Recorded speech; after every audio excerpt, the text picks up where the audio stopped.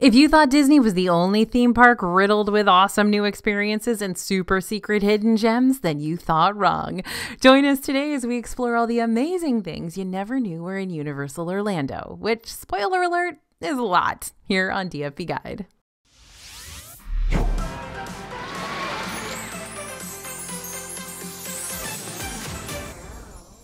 Hey everybody, it's AJ for Disney Food Blog, and we're back in the Universal side of things today to show you a lot of fun Easter eggs, new attractions, and ultra unique experiences inside the resort.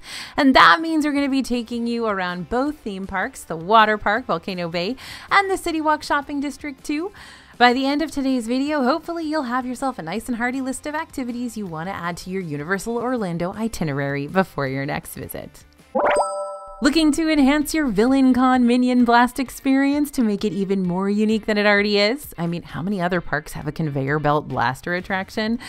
Download the Universal Orlando Resort app and tap it to your blaster before you start the game for some enhanced gameplay. By doing this, you'll be able to embark on special missions within the attraction, unlock evil perks and extra powerful blasts, and earn digital collectibles too. If you sync your app, it'll remember your previous scores forever, and the more your score, the more you'll level up. Leveling up means earning new challenges from one of the Vicious 6 villains, meaning you can have a different experience every time you ride. And get this, the types of blasters and challenges you receive during your next visit can also vary around the time of year you're at the park too. Yep, you can get new blasters and new abilities just because you visit during a certain season. So for instance, if you're going to Universal Studios Florida in May, you might be able to unlock the Chicken Piñata Blaster in honor of Cinco de Mayo. Universal Studios just opened their new DreamWorks Land on June 14th for all guests, both kids and kids at heart. Although this area used to house Woody Woodpecker's Kid Zone back in the day, the area next to E.T. Adventure now features several new interactive sections based around the popular DreamWorks film franchises Shrek, Trolls, and Kung Fu Panda. In Shrek's Swamp, you'll get to meet Shrek, Fiona, and of course that ever-talkative donkey who just loves his waffles.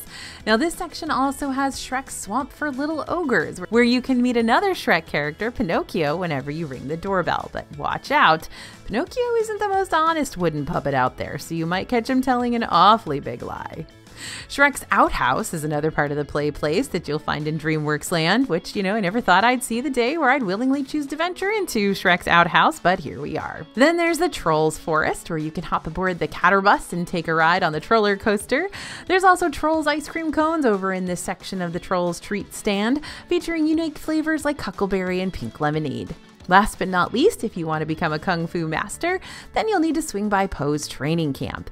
Poe Live is like Turtle Talk with Crush at Epcot, where Poe teaches you all the ins and outs of Kung Fu. Now, along with the new DreamWorks area, we've discovered something else rather interesting. Yep, interesting is a good word for it, until I think of something better, and that's the Shrexel. Nope, I'm not done there. Not only are these giant soft pretzels shaped like Shrek's head, but they also come with a side of, green plastic cheese. Oh my golden goddess, what have they done to you?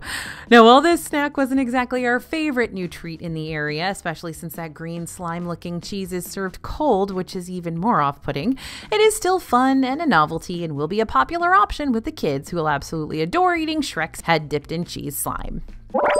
Now, Cinesational, a symphonic spectacular, is another new attraction that was introduced to the Universal Studios Florida scene this summer and takes place each night on the Universal Studios Lagoon. This show features iconic scores from movie classics like E.T. and Jaws, Harry Potter, Ghostbusters, as well as current favorites like How to Train Your Dragon, Super Mario, Shrek, and several others. Cinesational also incorporates major effects like fountains, projections, fireworks, and drones to celebrate the art of storytelling to the max.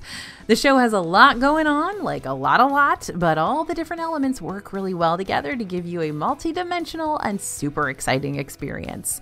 The best viewing location for Cinesational is over in the Central Park section near the Hollywood area, which has a clear view of the drones and the projection mapping throughout the entire show. But wait, there's more. On July 3rd, Universal Orlando's biggest daytime parade to date made its debut in Universal Studios Florida. The Mega Movie Parade features 13 new floats, almost 100 performers, from dancers to skaters to stilt walkers and more, with lots of special effects as well. So what can you expect to see during this parade? Just like Cinesational, you'll have a healthy mix of classic and current movies represented. One of the most epic parts of the parade is the huge 16-foot Stay Puft Marshmallow Man that's on top of the Ghostbusters float. On the Trolls float, you'll find a colorful catterbus and rainbows, of course. When the Jaws float passes by, a live marching drumline will perform the movie's iconic score. There's also an epic E.T. float with all its talented bikers, both on the ground and flying way high up in the sky. And the grand finale of the parade consists of a Jurassic World float featuring a gyrosphere, raptors, and even a menacing T-Rex. In June, Universal debuted the Epic Universe Preview Center right there in City Walk for all to see. That means the next time you're on a shopping spree, you can slip into the Preview Center to get an in-person sneak peek of the highly anticipated theme park Epic Universe, set to debut later on in 2025. This Preview Center has been set up in the former Universal Legacy store and gives you the chance to check out massive models of Epic Universe's future lands and attractions. And this is also your chance to get ahead of the game and purchase some Epic Universe merch while you're there. Disney World is not the only Orlando theme park where you can dine alongside fan favorite characters. Among all the thrills and immersive experiences at Universal, there are 2 character meals here that you can book for your trip. Sometimes it's more than 2 depending on what time of year you're visiting, but character dining is definitely a whole lot slimmer than what Disney offers up. But hey, we're glad that character dining even exists at all in the Universal bubble. Currently, there are 2 character dining experiences at Universal Orlando. Marvel Character Dinner takes place at Cafe 4 inside Islands of Adventure and serves a buffet-style meal that includes 1 non-alcoholic beverage and a choice of 1 free photo download. Characters you'll be able to see include Captain America, Spider-Man, Wolverine, Cyclops, Storm, and Rogue. Characters will interact with you as you eat, and there'll be photographers available so you can document the whole experience. Meanwhile, over at Toothsome Chocolate Emporium at City Walk, you'll be able to dine at a full-service restaurant, bar, and confectionery where the theming is devoted to steampunk and chocolate, a match made in heaven. At select times throughout the day, you'll be able to see Professor Dr. Penelope Thibault Tinker Toothsome and Jock, 2 original characters specifically conjured up for the restaurant's lore. You can attempt to get a walk-up reservation for Toothsome, but this restaurant tends to be a popular one, so you might be better off making reservations in advance. Now here's something you're not going to find at a Disney park, at least not right now. Universal's Great Movie Escape is an escape room experience with 2 different rooms inspired by the Jurassic World and Back to the Future film franchises. The challenges are uniquely crafted so that they can be enjoyed by escape room novices or experts alike. Universal says that each adventure has 8 different environments that are randomized, so the solution can vary with each visit. Customizable, depending on your group size, ensuring everyone gets to participate, and adjustable based on skill level and complexity, so there's always something that everyone can solve. Here's a brand new secret for you, fresh out of the Minion Cafe at Universal Studios Florida. When you go to the Freestyle soda machine inside this quick service, tap on the little vault icon in the bottom right-hand corner. You're going to be led to a screen that asks you to enter a secret code.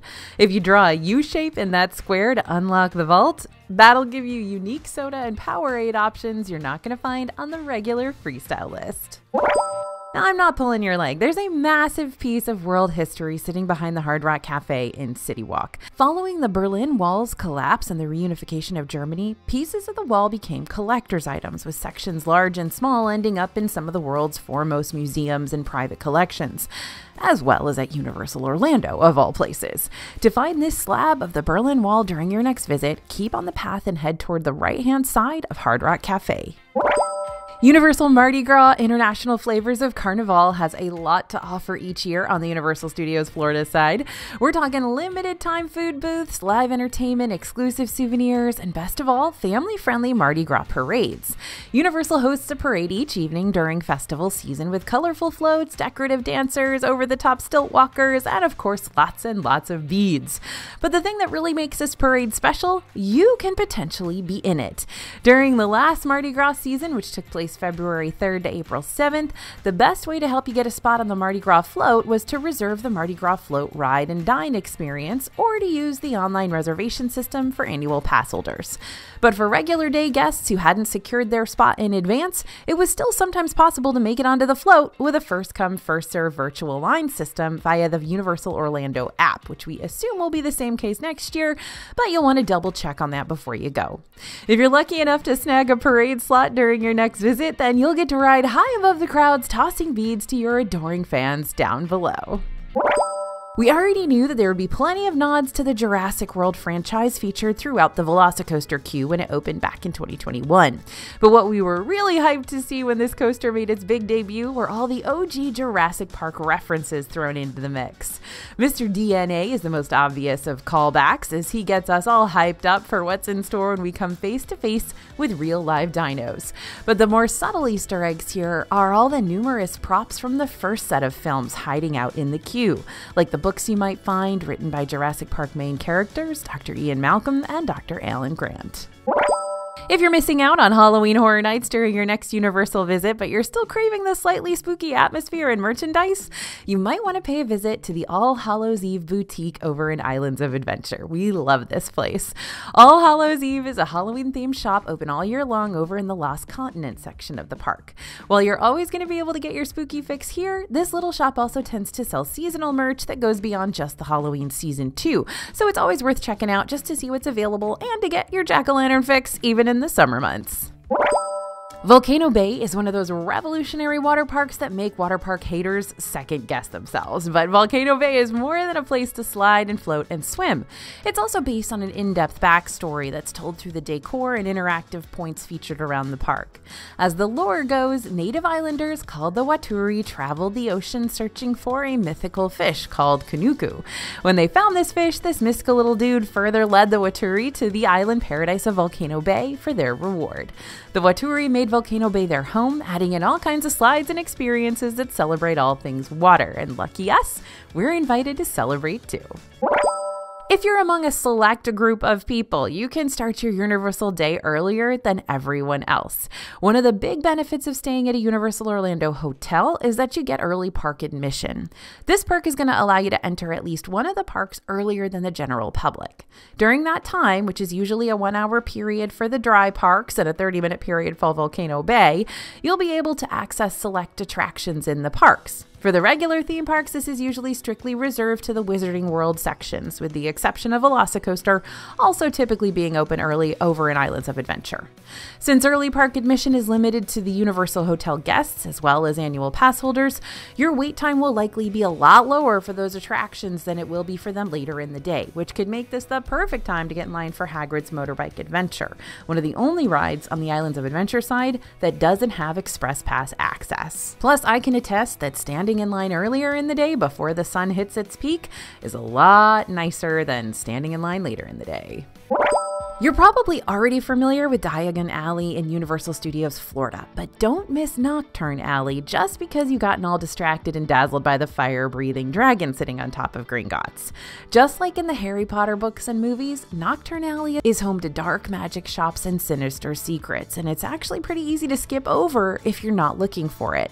To enter, you'll want to either head to the entrance right past the Leaky Cauldron or head around to the restrooms on the backside of the Gringotts Dragon.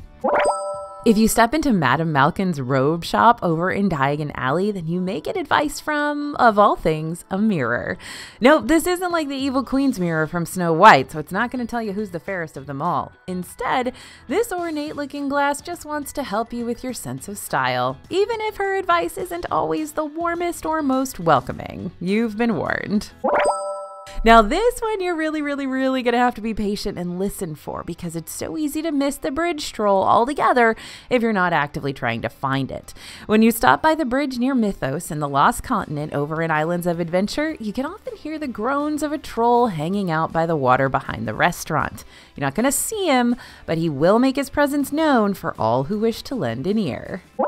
This secret is another one you'll need to listen closely for if you want to find it. Over in Diagon Alley, track down the Daily Prophet office. While you can't physically go into the Daily Prophet, you can put your ear up to the door and listen to the reporters working on their next big story. Make sure to fill us in on the latest scoop, all right, because we're nosy too.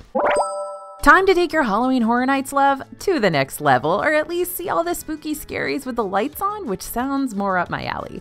If you want to look at all the Universal Haunted House details and design work during the day, minus the scare actors keeping you on edge the entire time, then the Halloween Horror Nights Behind the Screams Unmasking the Horror Tour might be something you want to look into this season. This ticket will give you the opportunity to see what things are like during the day before everyone comes out to play at night.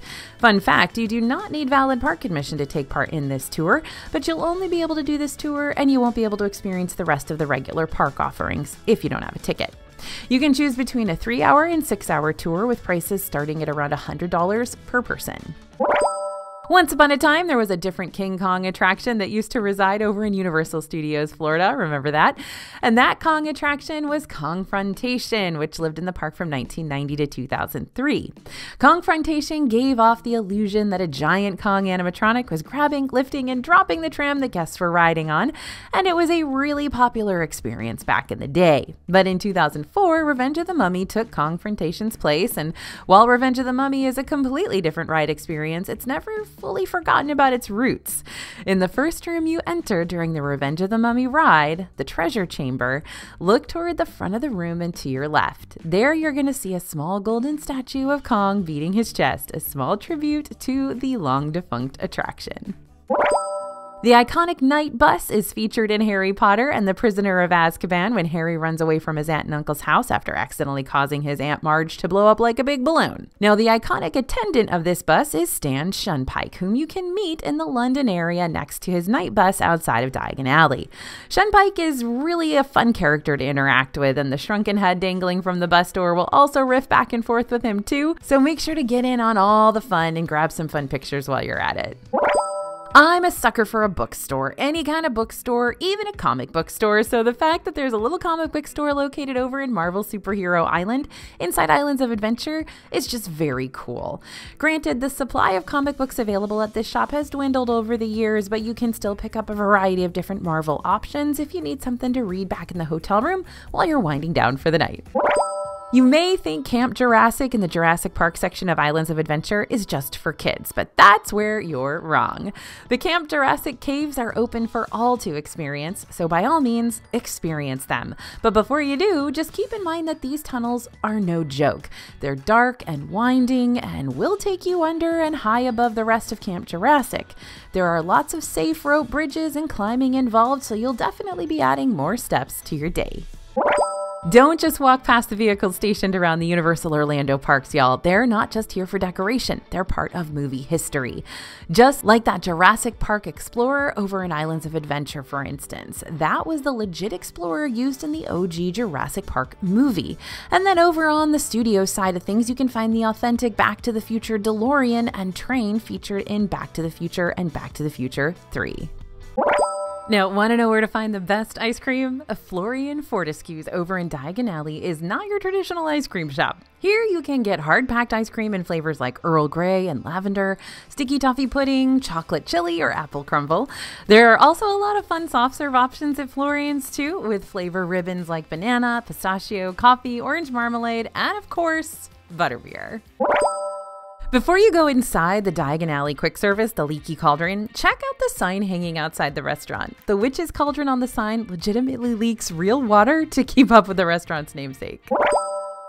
Once you enter Weasley's Wizard Wheezies in Diagon Alley, which believe me, that's not a store you're going to want to miss out on, make sure to look up. You're going to spot a puppet that resembles the rather infamous Wizarding World witch, Dolores Umbridge, traveling back and forth on a thin wire balancing products. We must not tell lies. It's pretty satisfying to see Umbridge forced to work for the Weasleys now, in unicycling doll form, of course. Now, I know what you're thinking, and no, I'm actually not talking about butterbeer this time. There are actually 3 legit and exclusive beers in the Wizarding World of Harry Potter that you can try if you're 21 plus, and those are the Dragon Scale, it's an amber lager, the Hogshead Brew, a red ale, and the Wizard's Brew, which is a stout. You can find them at various locations throughout Diagon Alley and Hogsmeade, including the Leaky Cauldron in Universal Studios Florida and 3 Broomsticks in Islands of Adventure. Now, I wish this actually exists, that there was a Moaning Myrtle meet and greet. I would love it. But alas, there isn't a real one. You're not going to see her, but you can definitely hear her. Moaning Myrtle's weeps and wails echo throughout the Hogsmeade bathrooms, so you never have to forget about that miserable ghost during your park visit. Because the Hogwarts Express takes you between the 2 Wizarding Worlds, you will need a park-to-park ticket in order to experience this attraction. But if you do have a park-to-park ticket, your ride aboard the Hogwarts Express will be different depending on which direction you're going. If you're going from King's Cross to Hogsmeade, the trip begins with a cameo from Hedwig the Owl flying by, and the train then passes by Malfoy Manor before the lights go out and the train passengers almost come face to face with a menacing Dementor, who's defeated just in the nick of time by our good old buddy Harry Potter. Toward your journey's end, Hagrid will appear next to the train on his flying motorbike as you approach Hogwarts. Now, if you're traveling from Hogsmeade to King's Cross, you'll first be shown images of the train pulling away from Hogsmeade and through the Forbidden Forest. Fred and George Weasley will fly past the train while throwing fireworks and causing a little chaos, and after crossing through a tunnel, passengers will encounter Malfoy Manor once again, this time with Lord Voldemort himself briefly visible. Now, once you start to pull into the station, you'll be greeted by Mad-Eye Moody before you disembark. There are 2 different types of wizarding wands you can purchase at various locations around Universal Orlando. There are the standard wands, but there are also the interactive character wands, which come with a map that shows you where you can cast spells around Diagon Alley and Hogsmeade. But there are also 2 secret spells that are not listed on your map that you can find in Diagon Alley for the real keen-eyed wizards out there. Secret spell number 1 is located in the shop window of Slug and Jigger's Apothecary. Ask a nearby witch or wizard to show you the correct movements and words so you can set off the dragon dung bomb and make it overflow. Yep, it's just as pleasant as it sounds. And secret spell number 2 is located on the far right of the shop window for Scribulus.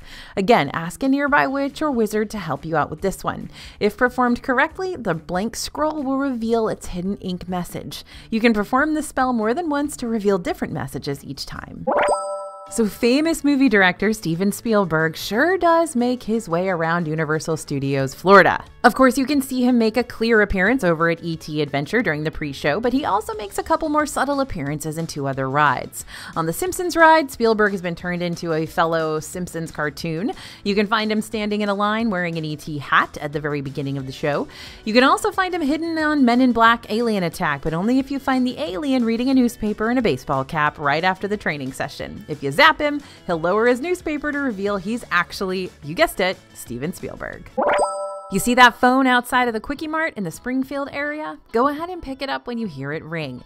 On the other line, you'll hear a Simpsons character or characters who switch out pretty frequently, meaning you can potentially catch different conversations each time you get it on the call.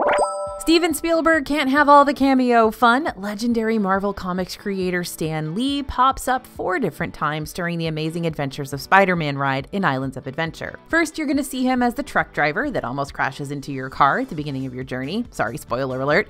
Then you'll see him running for cover under the marquee when Doc Ock starts firing his blasters. Then you'll see him towards the ride conclusion, in front of the shops after Spider-Man has to catch your falling vehicle with his web net. And finally, you won't see Stan Lee, but you'll hear him as you're exiting the ride, reminding you to gather all your personal belongings and remember to return your 3D glasses before you leave the building. There are so many nods to the late Jaws ride, RIP, hidden all around Diagon Alley, which replaced the classic attraction in Universal Studios Florida when it opened back in 2014. So let's mosey around Diagon Alley for a minute to find all the sneaky Jaws references scattered throughout the land. The window display for Mr. Mulpepper's Apothecary next to Florian Fortescue's ice cream parlor has a large shark jawbone. The Shrunken Heads in Nocturne Alley are singing Show Me the Way to Go Home, which is one of the songs featured in Jaws. The telescope in Wiseacre's wizarding equipment is made from leftover parts from the Jaws queue, and the record store facade on the waterfront that hides Diagon Alley has a cover for the album Here's to Swimming with Bow-Legged Women by the Quint Trio, which is a reference to a line said by Quint during the Jaws movie. You know how we're always singing the praises of Disney's Imagineers and their keen eye for detail? Yeah, we certainly don't do that enough for Universal's creative team, so let's fix that. Over in Seuss Landing, Universal's creative team made sure that the area stayed true to the original Dr. Seuss source material, so they not only made all the architecture in the area with funny shapes and wacky colors, but they also made sure this whimsical land doesn't have a straight walking path. Even the living trees in this area are all curved and unserious, though that was more so Mother Nature's doing than the creative teams. Now, the palm trees in Seuss Landing are actually trees that survived Hurricane Andrew back in 1992. Since these poor trees got all bent out of shape during the storm, they were placed in the land to make this area look all the more naturally playful and Seuss-like. One of the best parts about riding Hollywood Rip Ride Rocket at Universal Studios Florida is the fact that you can choose your own soundtrack for your coaster experience. And that's already a cool fact in and of itself, but what makes this experience even better is knowing that there's also a secret song list you can access too, with even more song options.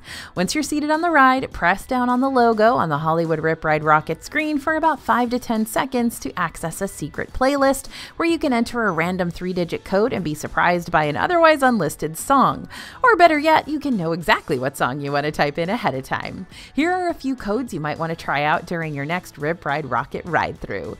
Freebird by Leonard Skinner is 112, Wheel in the Sky by Journey is 129, It's Still Rock and Roll to Me by Billy Joel is 304, Painkiller by Judas Priest is 710, and if you're feeling a little bit muppety, Moving Right Along is 901, while Rainbow Connection is 902. Universal's creative team really does think of everything. Next time you're wandering around the parks, check out the manhole covers. No, really, I'm being serious. The manhole covers throughout Universal Orlando are themed to whatever land you're currently in. As a wise old minion once said, banana! Since the minion's favorite food is bananas, shocker, I know, you can actually find real live banana trees planted outside of the entrance to Despicable Me Minion Mayhem. Some of us are terrible at aiming when it comes to those classic blaster rides. It's me. I'm terrible at aiming. Fortunately, on Men in Black Alien Attack, there's a little trick you can use to make sure you still rack up thousands of points even if you can't hit the broadside of a barn. And that's never ever letting go of the trigger. Easy enough, right? But still effective. Your blaster will keep firing if you keep on holding it down, and every 10 shots will automatically earn you 1,000 points. Even Men in Black Alien Attack has interactive cue components you might want to trigger.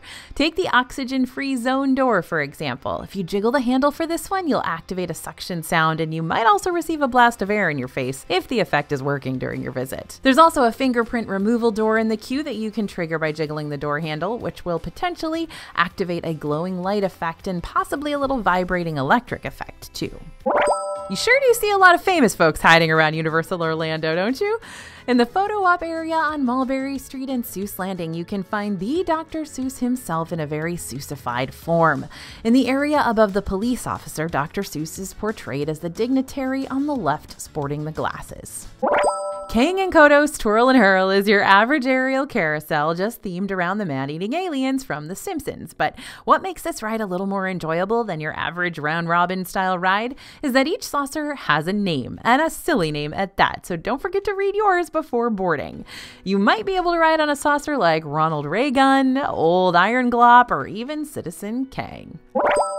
Outside of the Incredible Hulk coaster, you're going to see the big guy himself standing there angrily while grasping a bent part of the coaster in his big green clutches. Turns out the arching track that Hulk is holding onto is actually from the original coaster track before the coaster underwent its major 2015-2016 refurbishment back in the day. Thanks for keeping an eye on that for us after all these years, Hulk. All you Potter fans out there probably recall that the visitor's entrance to the Ministry of Magic starts with a seemingly ordinary red telephone booth. One simply dials 62442, magic, to speak to a witch who issues passes and descends the phone booth underground to the Ministry. Well, it just so happens that there's a red telephone booth in the London section of Universal Studios, just outside Diagon Alley. Step inside and dial magic to see what happens. You know you want to. By the way, I'm just curious, what Hogwarts house are you? Let me know in the comments because Bria needs to know where her Ravenclaw members are at and I need to know where my Slytherins are. If you're a Simpsons fan, you might remember that one episode of The Simpsons when Moe steals Homer's idea for a drink and renames it the Flaming Moe to sell at his tavern. But guess what? You can actually try this controversial drink yourself over at the Simpsons-themed Fast Food Boulevard inside Universal Studios, Florida. The Flaming Moe is a simple execution, just orange soda and dry ice, but it's a fun one that the whole family can try since it's non-alcoholic. Teawa, the fearless river over in Volcano Bay, isn't your average lazy river. In fact, I'd say it's the exact opposite of lazy. It's a very active river that'll take you speeding through an onslaught of churning rapids and chopping waves. This not-so-lazy river does have a height requirement because of just how speedy it gets in parts, so you must be 42 inches or taller in order to brave these waters. He's no Dobby, but the house elf creature is still fun to spot outside of Diagon Alley. Watch number 12, Grimmauld Place's windows for a moment, and you may see a not-so-friendly face peeking out from the curtain. He kind of reminds me of the evil queen up there at the top of Snow White's Enchanted Adventures over in Disneyland. All right, how about one more Wizarding World fun fact for the road? If you head into the Gringotts Money Exchange over in Diagon Alley, you can chit-chat with a hardworking Gringotts goblin, so be sure to come up with a few questions to ask him before you arrive. And if you're brave enough, you may even want to ask him if he's a house elf. Spoiler, I don't think he's going to want to keep talking to you after that. What other amazing Universal Orlando things do you think need to be added to this list? I know you've got some. Let me know in the comments down below so we can keep on expanding our itineraries, and make sure to keep tuning back here for more Universal Orlando updates to come. Thanks for listening, everyone, and thanks for watching. As always, this is AJ for Disney Food Blog, and we'll see you real soon.